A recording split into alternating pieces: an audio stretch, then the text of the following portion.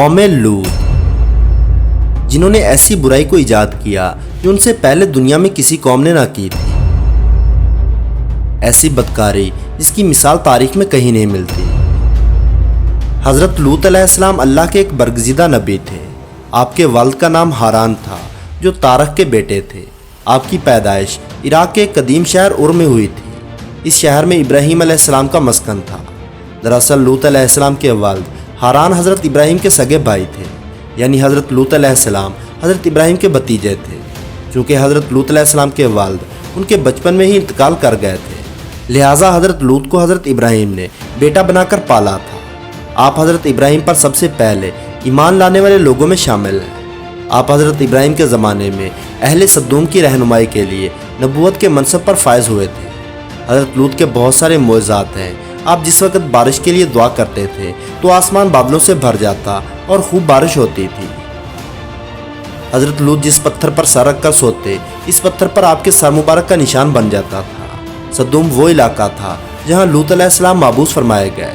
سدوم کے آس پاس 5 نہایت ہی خوبصورت شہر آباد تھے، جن میں سے ہر ایک کی آبادی 1 لاکھ لوگوں پر مشتمل تھی۔ یہ علاقے نہایت ہی سرسبز و شاداب اور قدرتی خوبصورتی کا حسین شاہکار تھے۔ یہاں باغات کی کثرت تھی، لہلہاتی کھیتیاں یہاں کی ضرورت سے کہیں زیادہ تھی، اور یہی وجہ تھی کہ آس پاس کی بستیوں کے لوگ بھی اپنی معاشی اور غذائی ضرورت کے لیے ان بستیوں کا رخ کرتے تھے۔ مگر یہ بات اہل سدوم کے لوگوں کو بالکل بھی پسند نہ تھی۔ ان کے خیال میں ان کی بستیوں میں پیدا ہونے والے پھلوں، اناجوں اور سبزیوں پر صرف انہی کا حق تھا۔ وہ نہیں چاہتے تھے کہ دوسری بستیوں کے لوگ ان کے علاقے میں آئیں۔ ایک دن سدوم کے لوگ اس بات پر غور و فکر کر رہے تھے کہ باہر سے آنے والے لوگوں کو یہاں آنے سے آخر کیسے روکا جائے، تو ایک بزرگ کی شکل میں ابلیس ان کی محفل میں آیا اور کہا، اگر تم ان سے پیچھا چھڑانا چاہتے ہو تو میرے کہنے پر عمل کرو۔ اس اجنبی بزرگ کی بات لوگوں نے بہت ہی توجہ سے سنی۔ ابلیس نے کہا، میں کل بتاؤں گا۔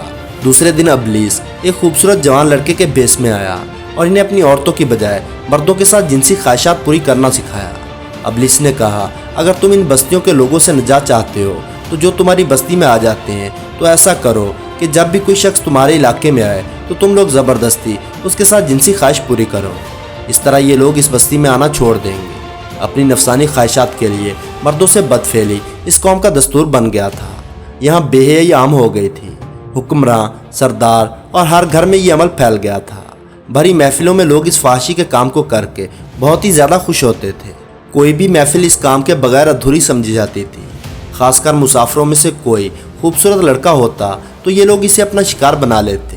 تلمود میں لکھا ہے کہ اہل سدوم اپنی روزمرہ کی زندگی میں سخت ظالم، دھوکے باز اور بد معاملہ تھے۔ کوئی مسافر ان کے علاقے سے بخیریت نہ گزر سکتا تھا۔ کوئی غریب ان کی بستیوں سے روٹی کا ایک ٹکڑا نہ پا سکتا تھا۔ اکثر ایسا ہوتا تھا کہ باہر کا آدمی ان کے علاقے میں پہنچ کر فاقوں سے ہی مر جاتا اور یہ اس کے کپڑے اتار کر اس کی لاش کو برہنہ دفن کر دیتے۔ اپنی وادی کو انہوں نے ایک باغ بنا رکھا تھا جس کا سلسلہ میلوں تک پھیلا ہوا تھا۔ اس باغ میں وہ انتہائی بے حیائی کے ساتھ اعلانیہ بدکاریاں کرتے تھے۔ حضرت لوط علیہ السلام نے انہیں توحید کی دعوت دی اور بدکاری کے اس گھناؤنے عمل سے توبہ کرنے کا حکم دیا۔ حضرت لوط نے کہا، تم بے حیائی کیوں کرتے ہو؟ کیا تم عورتوں کو چھوڑ کر لذت حاصل کرنے کے لیے مردوں کی طرف مائل ہوتے ہو؟ حقیقت یہ ہے کہ تم بہت ہی احمق لوگ ہو۔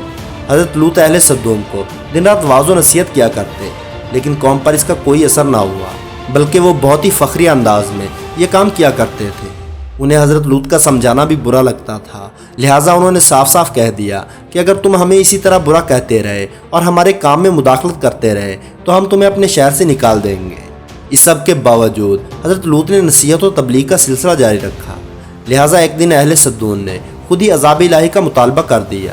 اللہ تعالیٰ نے انہیں اب تک بدترین فحاشی اور بدکاری کے باوجود بہت ہی زیادہ ڈھیل دے رکھی تھی، لیکن جب انہوں نے حضرت لوط سے ایک دن کہا کہ اگر تم سچے ہو تو ہم پر عذاب لے آؤ، لہٰذا ان پر عذاب الہی کا فیصلہ ہو گیا۔ اللہ نے اپنے خاص فرشتوں کو دنیا کی طرف روانہ کر دیا۔ یہ فرشتے دراصل حضرت جبرائیل، میکائیل اور اسرافیل علیہ السلام تھے۔ یہ فرشتے حضرت لوط علیہ السلام کے گھر تشریف لے آئے۔ حضرت لوط نے جب ان خوبصورت اور نوعمر لڑکوں کو دیکھا تو سخت گھبراہٹ اور پریشانی میں مبتلا ہو گئے۔ انہیں یہ خطرہ محسوس ہوا کہ اگر ان کی قوم کے لوگوں نے انہیں دیکھ لیا تو نہ جانے وہ ان کے ساتھ کیا سلوک کریں گے۔ حضرت لوط کی بیوی کا نام وائلہ تھا۔ اس نے آپ پر ایمان نہ لایا تھا اور وہ دراصل منافقہ تھی۔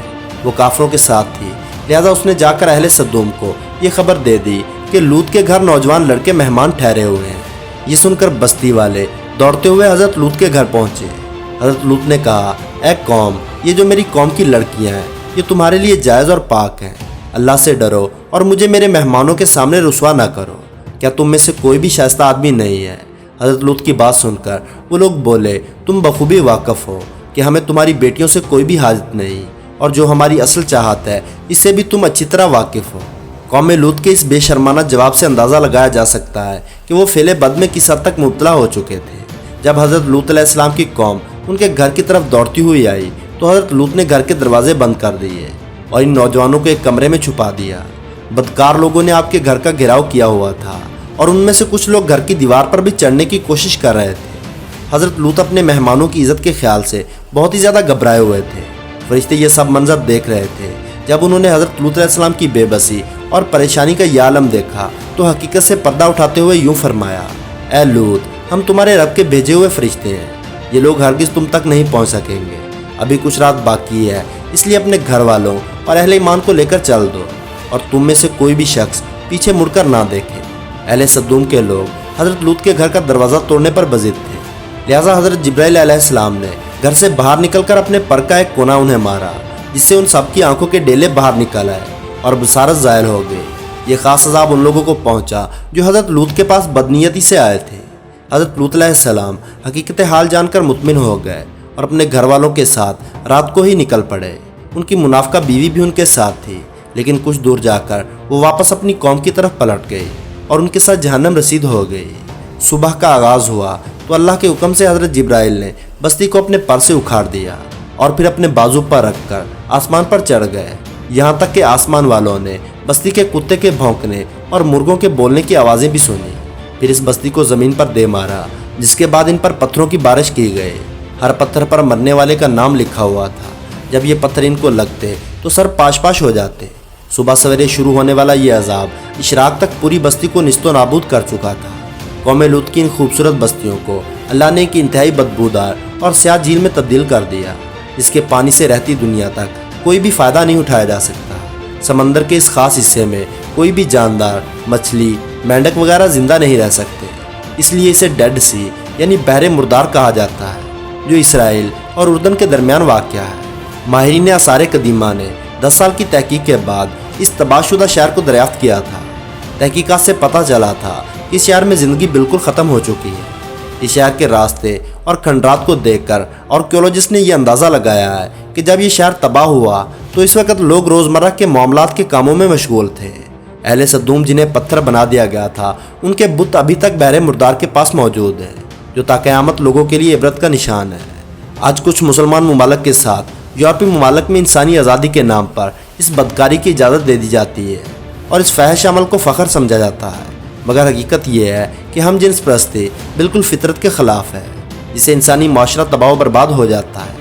रिवायतों के मुताबिक एक मरतबा हज़रत सुलेमान अलैहिस्सलाम ने शैतान से पूछा कि अल्लाह के नज़दीक सबसे बदतरीन अमल क्या है, तो इब्लीस बोला, जब मर्द मर्द से बदफेली करे और औरत औरत से अपनी जिनसी ख्वाहिश पूरी करे।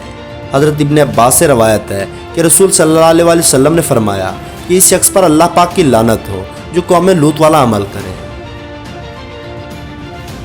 तो दोस्तों, आज की वीडियो में बस इतना है। वीडियो पसंद आने की सूरत में वीडियो को लाइक करना और अपने दोस्तों के साथ शेयर करना ना भूलें और ऐसी ही दिलचस्प और मालूमाती वीडियोस देखने के लिए हमारे चैनल को सब्सक्राइब करते हुए साथ मौजूद बेल आइकन को दबा दें।